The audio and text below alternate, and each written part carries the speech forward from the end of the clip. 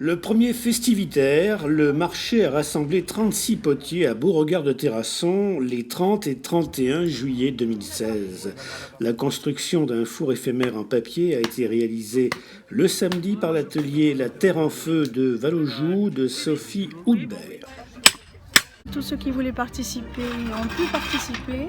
La construction s'est bien passée. On a eu de l'aide parce que les barres étaient trop lourdes, la fosse était trop grande. Donc on a eu de l'aide de personnes du village qui sont venues nous aider à fixer tout ça. J'ai posé les pièces sur la grille. Après, on a mis le bois autour. Dessus, il y avait du charbon de bois. Et on a mis tout le bois autour. La première couche a été avec du journal pour éviter que la terre tombe sur les poteries crues. Et après, ça a été une succession de 7 couches de papier glacé avec l'argile de Beauregard. Donc le four a été construit avec l'argile de Beauregard. On a fini à 2h moins le quart. Le petit feu a été fait avec le charbon de bois, des braises sur le charbon de bois qui était en bas. Et donc en 2 heures, il est monté à 150 degrés. Et donc feu très très lent pour préchauffer. Une demi-heure plus tard, donc à 4h moins le quart, 4h15, j'ai lâché la bête. Et en moins de 2 heures, il est monté à 1000 degrés. Moi, c'est une consécration. Ça fait 40 ans que je travaille avec des argiles naturelles. Mon père était prof d'histoire de l'art. Je cherche la façon de travailler les petits antiques, quel que soit le pays, quelle que soit la terre, quelle que soit la technique. Et pour moi, c'est une chance inouïe d'avoir pu participer à ça. Je remercie vraiment le village de Beauregard, tout le comité des fêtes, la mairie de m'avoir fait confiance aussi. J'ai une pleine remorque d'argile de Beauregard et je compte bien continuer. Une exposition de poteries anciennes de Beauregard a été ouverte au public durant les 2 jours dans une belle maison au cœur du village. Jean-Maurice Raillet, du musée de la poterie de Saint-Émilion, a animé une conférence sur les poteries anciennes du Périgord noir. Selon lui, les poteries de Beauregard ont un look médiéval.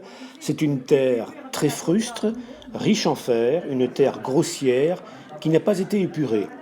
Des parois relativement épaisses avec une glaçure parfois très sobre. La diversité était au rendez-vous des exposants, tant au niveau des idées créatives que des techniques présentées. L'atelier de chant choral Loudaki a animé le festival.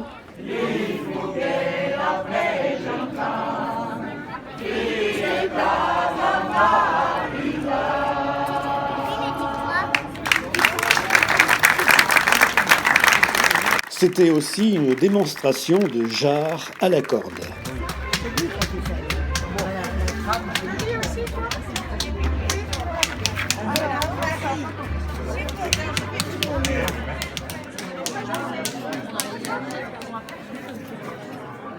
Chaque plaque de terre est posée. Voilà, sont collées ensemble avec de la barbotine, donc chaque fois. D'accord.